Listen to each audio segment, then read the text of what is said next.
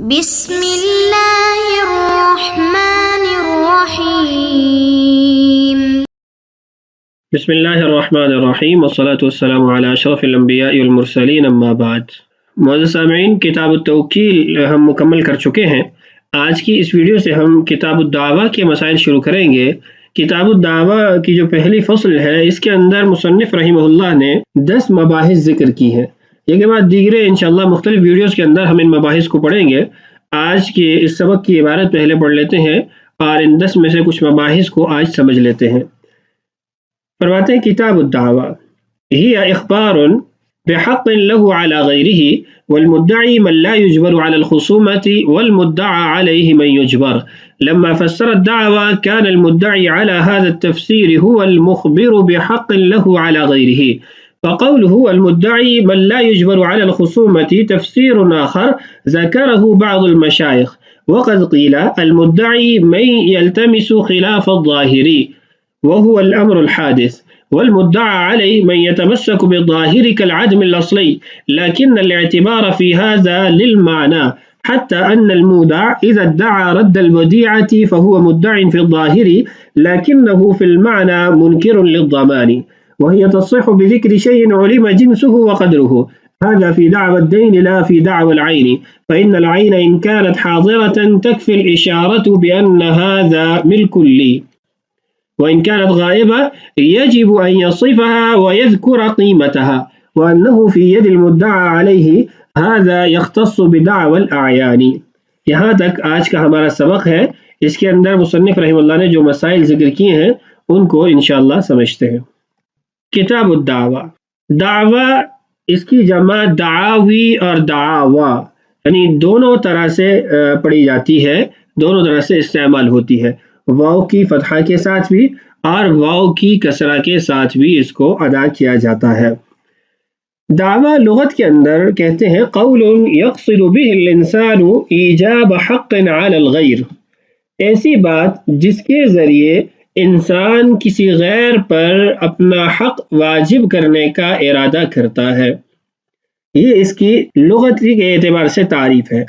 شرعی اعتبار سے، اصطلاحی اعتبار سے دعویٰ کس کو کہتے ہیں، اس میں ائمہ کے مختلف کلمات ہمیں ملتے ہیں، مختلف تعریفات ملتی ہیں۔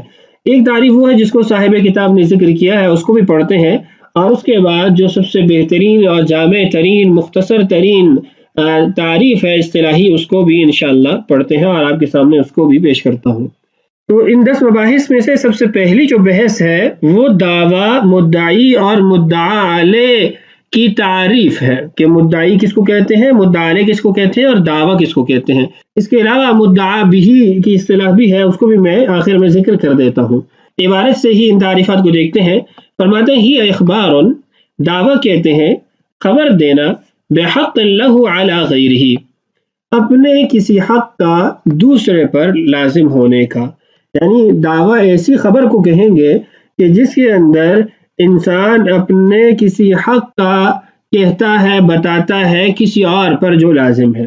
اگر مصنف رحمہ اللہ کی اس تعریف کی ہم بات کریں تو یہ تعریف اصطلاحی تعریف کی نسبت لغوی تعریف معلوم ہوتی ہے، اس لیے کہ محض خبر دینا، یعنی مصنف رحمہ اللہ نے فرمایا ہی اخبار، خبر دینا، تو قضاء کے باب کے اندر محض خبر دینا یہ دعویٰ نہیں کہلاتا، بلکہ اس کے اندر یہ شرط ہے کہ طلب پائی جائے، مطالبہ پایا جائے۔ تو مطالبہ پایا جانا یہ دعویٰ کی شرط ہے، جبکہ مصنف رحمہ اللہ کی تعریف کے مطابق اس کے اندر مطالبے کا کوئی معنی نہیں پایا جا رہا، اجبار کا کوئی معنی نہیں پایا جا رہا، تو اس لیے یہ لغت کے اعتبار سے زیادہ بہتر تعریف معلوم ہوتی ہے۔ اصطلاحی اعتبار سے جو سب سے بہترین تعریف ہے اور سب سے جو عمدہ اور مختصر ترین تعریف ہے وہ عالمگیریہ کی عبارت ہے۔ فرماتے ہیں ہی اضافت الشیء الی نفسہ حالت المنازعات، دعویٰ کہتے ہیں کہ خصومت کے موقع پر، یعنی جھگڑا اور منازعات کے موقع پر کسی چیز کی نسبت اپنی ذات کی طرف کرنا۔ تو یہ سب سے بہترین تعریف ہے کہ جھگڑا اسی وقت ہوتا ہے جس وقت آپ مطالبہ کر رہے ہوتے ہیں، تو جھگڑے کے وقت کسی چیز کی اپنی طرف نسبت کرنا گویا اس کا مطلب یہ ہوتا ہے کہ میں اس کا حقدار ہوں، یہ میری چیز ہے، مجھے یہ ملنی چاہیے۔ تو اس لیے اس کے اندر جو مطالبہ یا اجبار کا معنی ہے وہ پایا جاتا ہے۔ تو یہ تھی دعویٰ کی تعریف۔ اس کے بعد مصنف رحمہ اللہ نے مدعی اور مدعا علیہ کی تعریف ذکر کی ہے. فرماتے ہیں والمدعی من لا یجبر علی الخصومت والمدعا علیہ من یجبر. مدعی اس شخص کو کہتے ہیں جس کو خصومت پر کیس باقی رکھنے پر مجبور نہ کیا جائے، یعنی جب چاہے مدعی اپنے کیس کو واپس لے لے، اپنی بات سے پیچھے ہو جائے.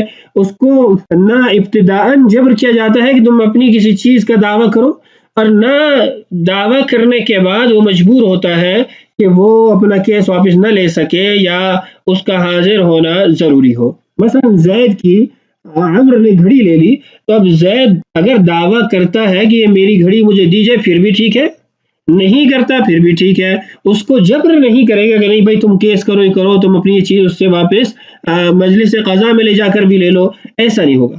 اور ایسے ہی اگر یہ دعویٰ کر دیتا ہے قاضی کے مجلس کے اندر، یہ کیس دائر کر دیتا ہے، مقدمہ دائر کر دیتا ہے، اس کے بعد بھی اب اس کو زبردستی کیس کے اندر انوالو نہیں کیا جائے گا کہ تم ساتھ چلو گے اور تم اس دعویٰ کو باقی رکھو گے اور تم یہ کیس جاری رکھو گے، ایسا نہیں. جب چھوڑنا چاہے چھوڑ سکتا ہے. اور والمدعا علیہ من یجبر، مدعا علیہ وہ ہوتا ہے کہ جس کو جبراً بھی مجلس قضا کے اندر پیش کیا جائے گا، اس لیے کہ اس نے جواب دینا ہے، اس کے خلاف دعویٰ کیا گیا ہے. اب اس کا حاضر ہونا اور کیس لڑنا، جواب یعنی جمع کروانا، جواب دینا یا اس حق ثابت کو ماننا، یہ ساری چیزیں اجباراً بھی اس پر ہوں گی. یہ اگر کیس سے پیچھے ہٹنا چاہے تو پیچھے نہیں ہٹ سکتا، اس کو حاضر ہونا ضروری ہوگا. اب یہاں پر ایک اعتراض ہوتا ہے کہ مصنف رحمہ اللہ نے مدعی اور مدعا علیہ کی جو تعریف کی ہے اس کے اندر مطالبہ، اجبار وغیرہ کا معنی پایا جا رہا ہے، جبکہ انہوں نے دعویٰ کی جو تعریف کی ہے اس میں تو اخبار تھا، صرف خبر دینا تھا، اجبار تو نہیں تھا. تو اس لیے اب یہاں پر اگر پہلی تعریف کو دیکھا جائے اخبار بحق له علی غیرہ، تو پھر مدعی کی تعریف یہ ہونی چاہیے هو المخبر بحق له علی غیرہ. تو یہ کلمات کا اختلاف کیوں ہے؟ تو آگے اس کا جواب مذکور ہے. لما فسر الدعوى كان المدعي على هذا التفسير هو المخبر بحق له على غيره.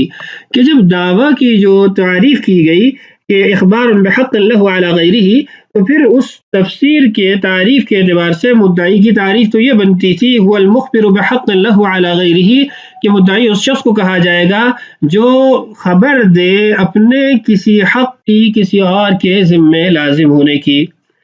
فرماتے فقوله المدعی من لا یجبر علی الخصومہ تفسیر آخر ذکرہ بعض المشایخ رحمہم اللہ.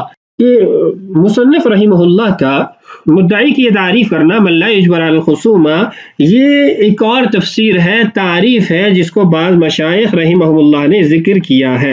یعنی آپ یوں کہہ سکتے ہیں کہ دعویٰ کی تعریف اور کر کے، مدعی اور مدعا علیہ کی تعریف اور کر کے، مصنف رحمہ اللہ نے یہاں پر مشایخ کی دونوں تعریفات کو جمع کر دیا، ذکر کر دیا.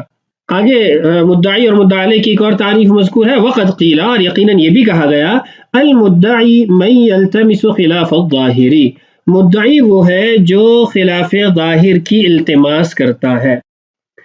پہلے خلاف ظاہر کو سمجھ لیجئے، پھر اس کے بعد کلمہ یلتمسو پہ بات کرتا ہوں. خلاف ظاہر اور موافق ظاہر، یہ اصطلاح آپ کو کتاب الدعوہ میں خاص طور پر بہت زیادہ ملے گی.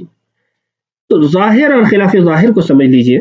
ظاہر کہتے ہیں اصل کو، اور اصل کہتے ہیں ایسی عمومی حالت جو بذات خود تسلیم شدہ ہوتی ہے، آپ کو اسے ثابت کرنے کے لیے کسی دلیل کی ضرورت نہیں ہوتی ہے.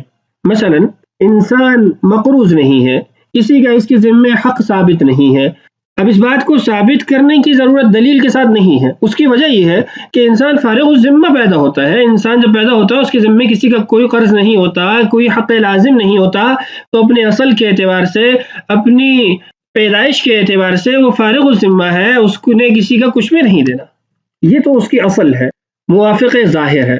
اب کوئی اس کے برخلاف دعویٰ کرتا ہے، مثلا کوئی کہتا ہے کہ اس نے میرے پیسے دینے ہیں، تو اب یہ صفت عارضہ اس کو کہا جاتا ہے، اس کا دعویٰ کر رہا ہے کہ ایک عارضی چیز جو بعد میں لازم ہوئی ہے، بعد میں ثابت ہوئی ہے، جو اصلاً اس کے ساتھ نہیں ہے، اس کا دعویٰ کر رہا ہے.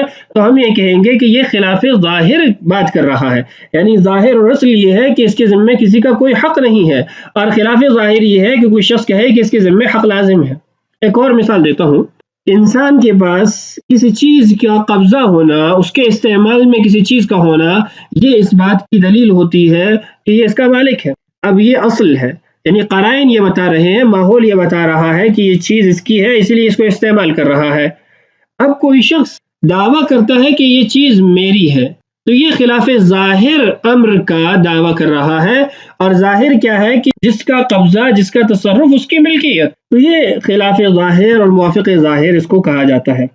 اب عبارت دیکھیے، المدعی من یلتمس خلاف الظاہری، یلتمس کی جگہ اگر یطلب ہو وہ زیادہ واضح ہے، اس لیے کہ التماس کے اندر منازعات نہیں پائی جاتی، یہ درخواست ہوتی ہے، گزارش ہوتی ہے، یا تو من یتمسک خلاف الظاہر ہونا چاہیے یا پھر من یطلب خلاف الظاہر۔ بہرحال تو مدعی وہ ہے جو خلاف ظاہر بات کا دعویٰ کرتا ہے یا خلاف ظاہر بات کے ساتھ قائم ہوتا ہے۔ وہ الامر الحادث، اور یہ امر حادث ہوتا ہے، نیا امر ہوتا ہے، نیا کام ہوتا ہے۔ امر قدیم کیا ہے؟ مثلا جو پہلے آپ کو مثال دی کہ آدمی جو ہے وہ فارغ الذمہ ہے، یہ امر قدیم ہے، یہ اس کی صفت حقیقیہ ہے یا صفت فطریہ ہے۔ اب جب کسی نئے امر کا، کسی نئے کام کا دعویٰ کیا جاتا ہے تو گویا یہ خلاف ظاہر بات کی جا رہی ہے، یہ کہنا کہ اس نے میرے پیسے دینے ہیں۔ والمدعى علیہ من یتمسک بالظاہر، مدعا علیہ اس کو کہتے ہیں جو ظاہر کے ساتھ کھڑا ہوتا ہے، یعنی جو اصل بنیادی بات کر رہا ہوتا ہے، کل عدم الاصلی، جیسے عدم اصلی۔ عدم اصلی کا مطلب یہ ہے کہ اصلاً بنیادی طور پر انسان کے اندر وہ چیز نہیں پائی جاتی، جیسے انسان کا پیدائش کے وقت جرائم سے پاک ہونا، جرائم سے خالی ہونا، یہ اس کا عدم اصلی ہے۔ تو جو یہ کہتا ہے کہ میں نے یہ کام نہیں کیا، میں نے یہ جنایت نہیں کی، تو گویا وہ عدم اصلی کے ساتھ کھڑا ہے، عدم اصلی سے استدلال کر رہا ہے۔ اب اس عدم اصلی کے برعکس جو بات کرے گا، اس کی ضد میں جو بات کرے گا، وہ مدعی کہلائے گا۔ آگے فرماتے ہیں لیکن الاعتبار فی ھذا للمعنی، فرماتے ہیں کہ مدعی اور مدعا علیہ اس کو الفاظ کے بجائے معنی سے طے کیا جاتا ہے۔ الفاظ تو یہ ہو گئے من یتمسک بالظاہر ومن یتمسک بخلاف الظاہر یا من یجمع الخصومہ من لا یجمع الخصومہ، لیکن حقیقت یہ ہے کہ معنی کو دیکھ کر اس کو طے کیا جاتا ہے کہ مدعی کون ہے اور مدعا علیہ کون ہے۔ اس طرح الفاظ کے اعتبار سے کوئی اور مدعی بن رہا ہو اور معنی کے اعتبار سے دوسرا شخص بن رہا ہو، تو معنی کے اعتبار سے جو مدعی بن رہا ہے اسی کو مدعی شمار کیا جائے گا۔ آگے مثال سے اس بات کو سمجھاتے ہیں، فرماتے ہیں حتی ان المودع اذا ادعى رد الودیعة فهو مدع في الظاہر لكنه في المعنى منکر للضمان۔ اس کی مثال یہ ہے کہ ایک مودع جس کے پاس امانت رکھوائی گئی ہے، وہ دعویٰ کرتا ہے کہ میں نے یہ امانت واپس لوٹا دی ہے، تو ایک یہ دعویٰ پایا جا رہا ہے کہ وہ کہہ رہا ہے کہ میں نے یہ امانت اس کو واپس کر دی ہے، تو الفاظ کے اعتبار سے تو یہ مدعی بنتا ہے، لیکن اگر مانند دیکھا جائے تو یہ اپنے اوپر لازم ہونے والے زمان کا انکار کر رہا ہے کہ اب اس کو زمان لازم ہوگا، زمان کی ادائیگی کرنی ہوگی، اور اس زمان کی ادائیگی کا دفاع کر رہا ہے، اس کو اپنے آپ سے ختم کر رہا ہے، اس کا انکار کر رہا ہے۔ تو اس لیے ہم یہ کہیں گے کہ یہ حقیقت میں مدعا علیہ بنے گا، اس لیے کہ مانن یہ مدعا علیہ ثابت ہو رہا ہے۔ یہ تو تھی پہلی بحث کہ مدعی، مدعا علیہ اور دعویٰ کس کو کہتے ہیں۔ دوسری بحث ہے کہ دعویٰ کے صحیح ہونے کی شرائط کیا ہے۔ کچھ یہاں متن میں لکھی ہیں اور کچھ میں مزید عرض کر دیتا ہوں۔ دعویٰ کے صحیح ہونے کے لیے 6 شرائط ہیں۔ پہلی شرط یہ ہے کہ مدعی اور مدعا علیہ دونوں عاقل ہو، مجنون، پاگل کا دعویٰ معتبر نہیں ہوگا۔ ایسے ہی اگر بچہ اتنا چھوٹا ہے کہ وہ ممیز نہیں ہے، تمیز نہیں کر سکتا، تو اس کے بھی دعویٰ کا اعتبار نہیں کیا جائے گا۔ دوسرا یہ کہ مدعا علیہ معلوم ہونا چاہیے، جس پر دعویٰ کیا جا رہا ہے اس کا علم ہونا ضروری ہے۔ تیسرا یہ کہ مدعا علیہ دعویٰ کے اندر موجود ہو، حاضر ہو۔ چوتھا یہ کہ مدعا بھی معلوم ہونا چاہیے، یعنی جس چیز کا دعویٰ کیا جا رہا ہے وہ بھی معلوم ہونا چاہیے۔ اور پانچواں یہ کہ مدعا بھی کا امکان بھی ہو، احتمال بھی ہو کہ ایسا ہونا ممکن بھی ہے۔ اب ایک شخص کسی محرم عورت پر دعوی نکاح، دعوی زوجیت کر رہا ہے تو وہ تو ممکن ہی نہیں ہے، تو اس لیے اس کے دعویٰ کا کوئی اعتبار نہیں ہے۔ اور ایسے ہی جو مدعا بھی ہے، اس کی جنس، اس کی قدر کا علم ہونا یہ بھی ضروری ہے، اور دعویٰ میں یہ ذکر کرنا کہ یہ مدعی کے قبضے میں ہے یا اس نے بغیر حق کے میری چیز اپنے پاس رکھی ہوئی ہے اور میں اس کا مطالبہ کرتا ہوں اور اگر اس کا حاضر کرنا ممکن ہو اس کو حاضر کرنا، یہ تمام بھی اس کی شرائط کے اندر آتی ہیں. یہ کچھ متن کے اندر بھی مذکور ہیں، اسی سے پڑھ کر عبارت کا ترجمہ بھی کرتے ہیں اور اس کی تفصیلات بھی سمجھتے ہیں. فرماتے ہیں وہی تصح بذکر شیء علم جنسہ وقدرہ، کہ دعویٰ درست ہوتا ہے ایسی چیز کے ذکر کرنے سے جس کی جنس اور مقدار معلوم ہو. جنس کا معلوم ہونا، مقدار کا معلوم ہونا، یہ قرض کے دعویٰ میں تو درست ہے. یعنی اس نے میرے 50 درہم دینے ہیں، 100 دینار دینے ہیں، یا اس نے میرے 100 پاکستانی روپے دینے ہیں. کوئی بھی ایسا دعویٰ دین کا کرتا ہے اس کے اندر اس کی جنس کو بیان کرے، اس کی مقدار کو بیان کرے. هذا فی دعوی الدین لا فی دعوی العین، عینی چیزیں ان کے دعویٰ میں جنس اور قدر کا بیان کرنا کافی نہیں ہے. فإن العین اذا كانت حاضرة تکفی الاشارة بأن هذا ملک لی.